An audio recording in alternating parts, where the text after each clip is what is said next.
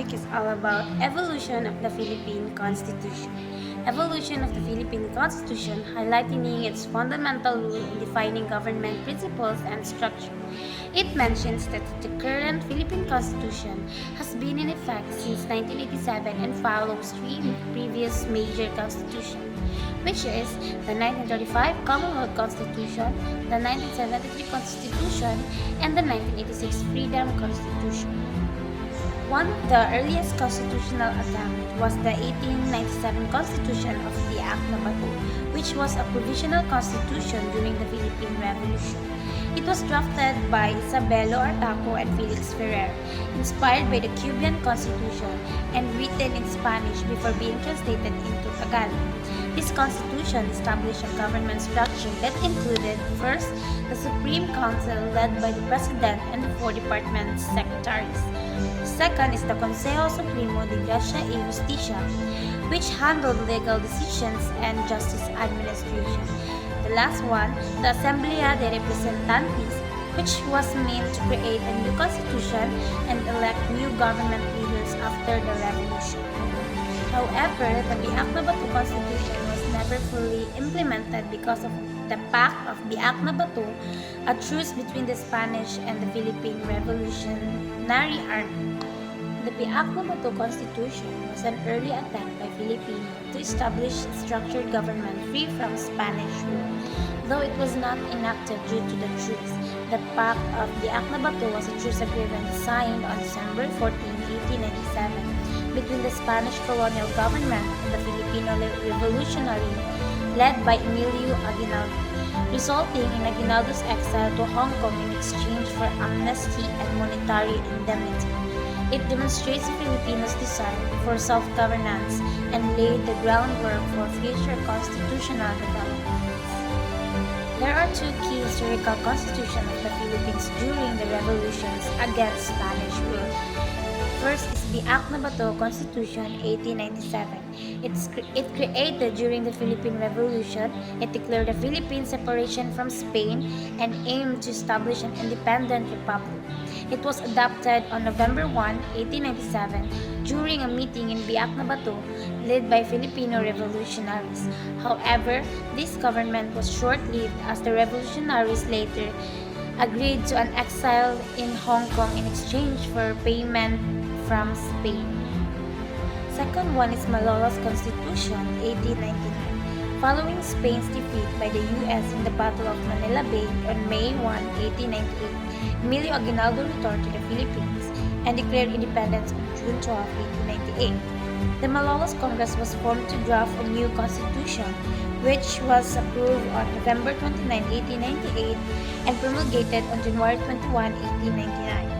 It contained 39 articles divided into 14 titles, which additional transitory provisions, and was influenced by Spanish Constitution of 1812 and other international constitutions. This constitution officially established the first Philippine Republic but was soon disrupted by the Philippine American.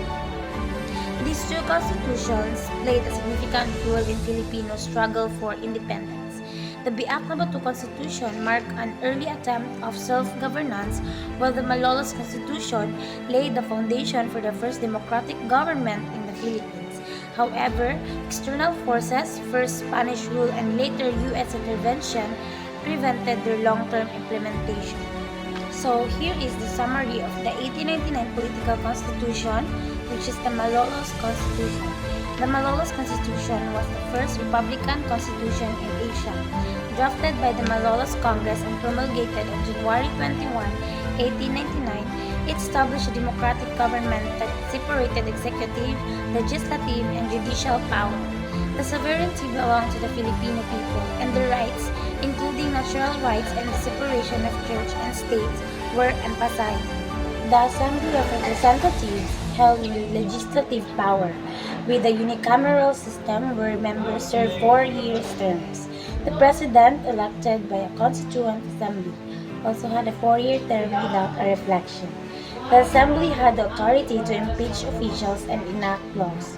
However, the constitution was never fully enforced due to the Philippine-American War and the Treaty of Paris on December 10, 1898. where Spain ceded the Philippines to the United States, making the country a U.S. territory. So here is the Malolos Constitution significance. The Malolos Constitution was a major step toward Philippine independence and democracy. It rejected Spanish colonial rule and was influenced by European and Latin American constitutions. By granting sovereignty to the Filipino people, it was a direct challenge to colonialism. However, due to U.S. intervention in war, the first Philippines Republic did not last, as American forces occupied the country. This marked the beginning of the Philippine-American War in 1899 to 1902, delaying true independence until 1946. Despite its short lifespan, the Malolos Constitution remains a symbol of Filipino self-governance and nationalism. The Commonwealth Constitution of 1935 was created as part of the process for Philippines' independence from the United States. Before this, the Philippines was under the American rule. This first through military control and later through civil government. Two important laws of shape the Philippine government. Number 1 is Philippine Organic Act of 1902. Established a bicameral legislature with the Philippines Commission as the upper house and the Philippines Assembly as the lower house. It also introduced a Bill of Rights for Filipinos and allowed two Filipinos representatives in the U.S. House of Representatives. The Philippine Autonomy Act of 1916 abolished the Philippines Commission and replaced it with an elected Senate, making the legislature fully Filipino elected. This law also promised the Philippine independence once a stable government was established. Later, in 1932, the Harry-Harris-Cutting Act was passed, offering Philippines independence, but it was rejected by the Philippine Senate, mainly due to opposition from Manuel L. Quezon. In 1934, the Tidings-McDuffie Act, Philippine Independence Act, was approved. This law allowed the Philippines to draft its own constitution through a constitutional convention. Constitution was meant to satisfy the U.S. government conditions for independence. In short, 1935 Constitution was a major step toward Philippines independence, setting up the government structure and ensuring that the U.S. would fulfill its promise of granting full sovereignty. The 1935 Commonwealth Constitution was created to prepare the Philippines for full independence from the United States. It established the Commonwealth of the Philippines, which governed from 1935 to 1946 as the Transitional Administration. Initially, the government had a unicameral National Assembly with a president and vice president, serving 6-year terms without re-elections.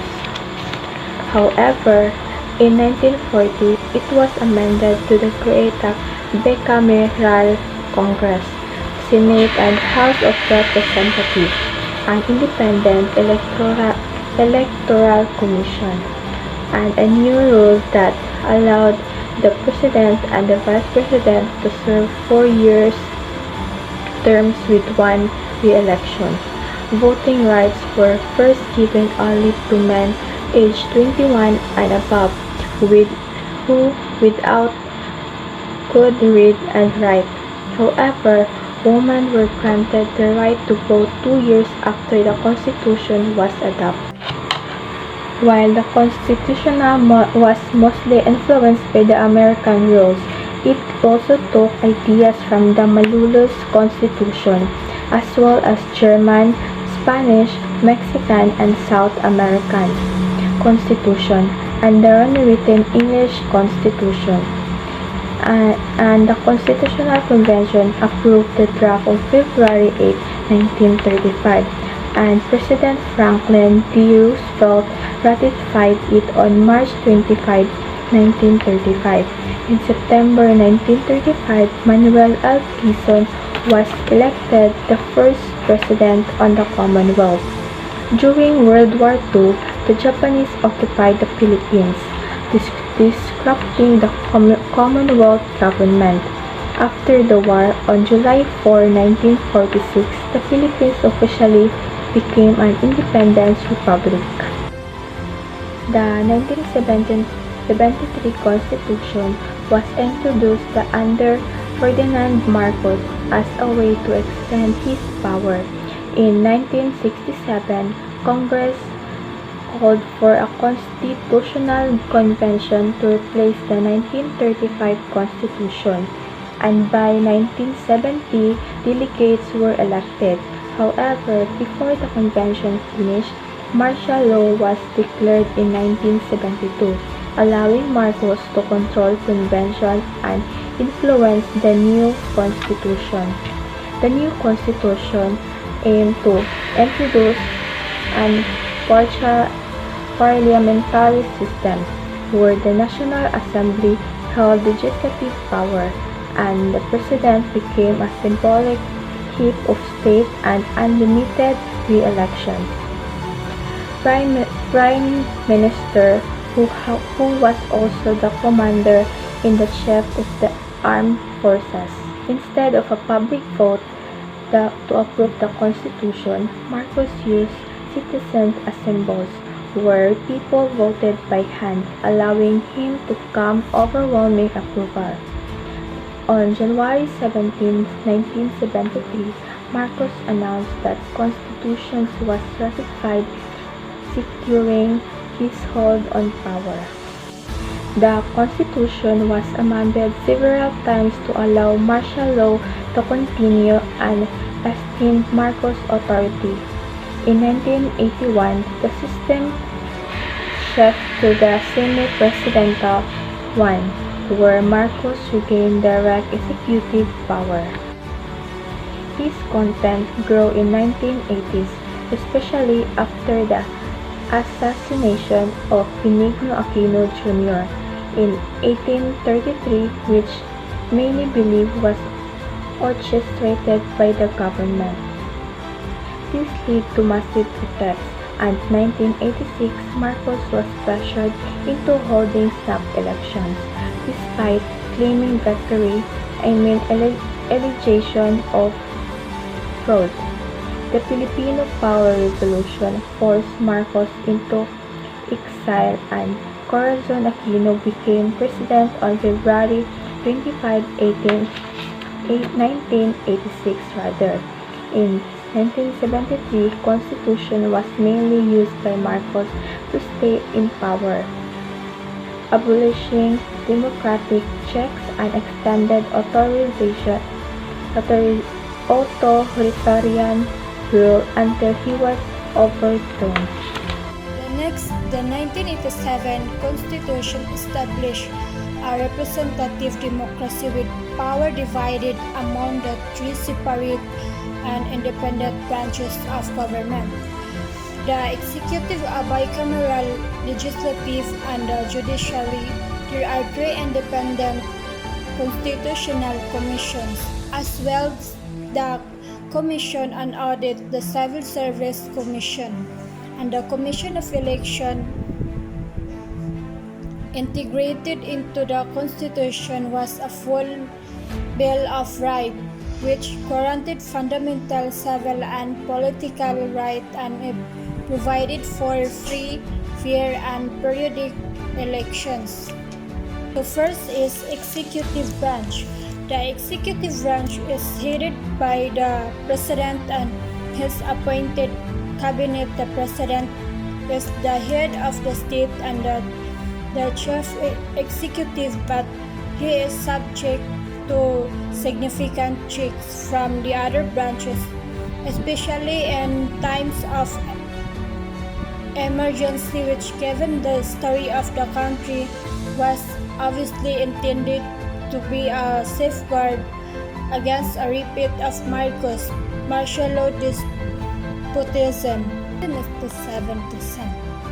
So the 1987 Constitution presents Freedom Constitution of after martial.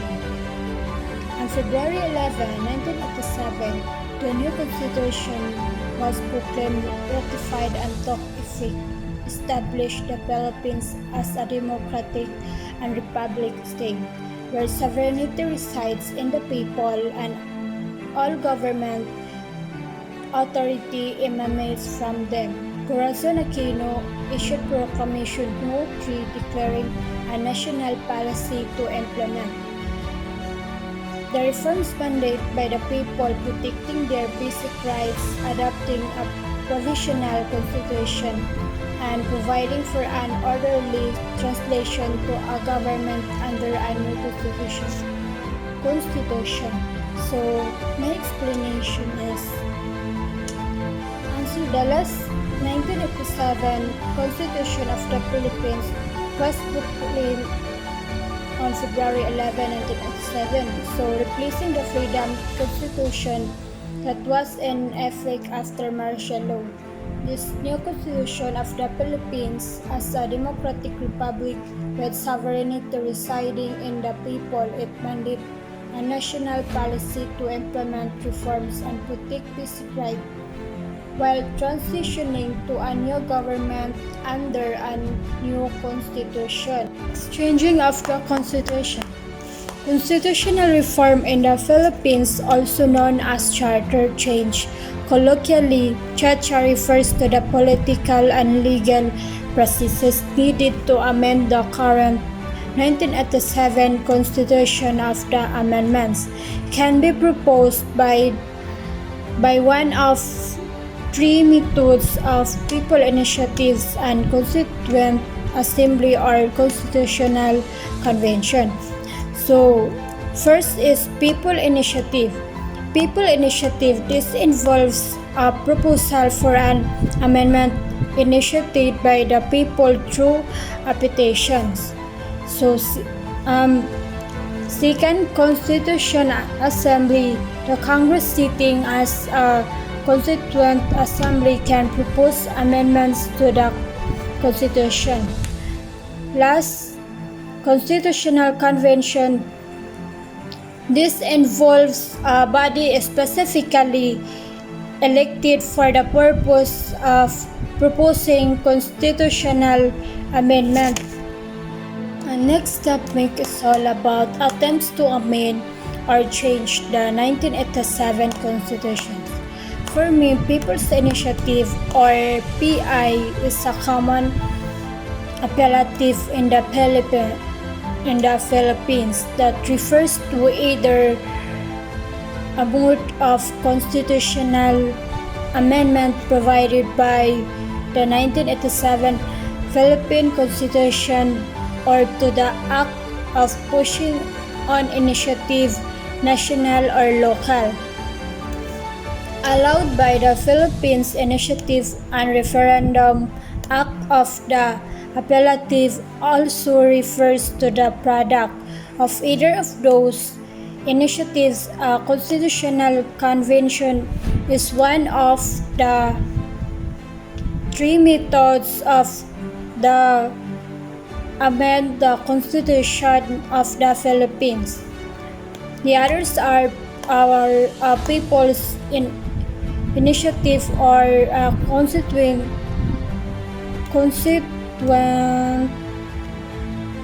Assembly. Article 12, Section 3 of the Constitution says the Congress may by a vote of 2/3 of all its members so call a constitutional convention or by a majority vote of all its members submit to the electorate the question of calling such a convention. Attempts to amend or change the 1987.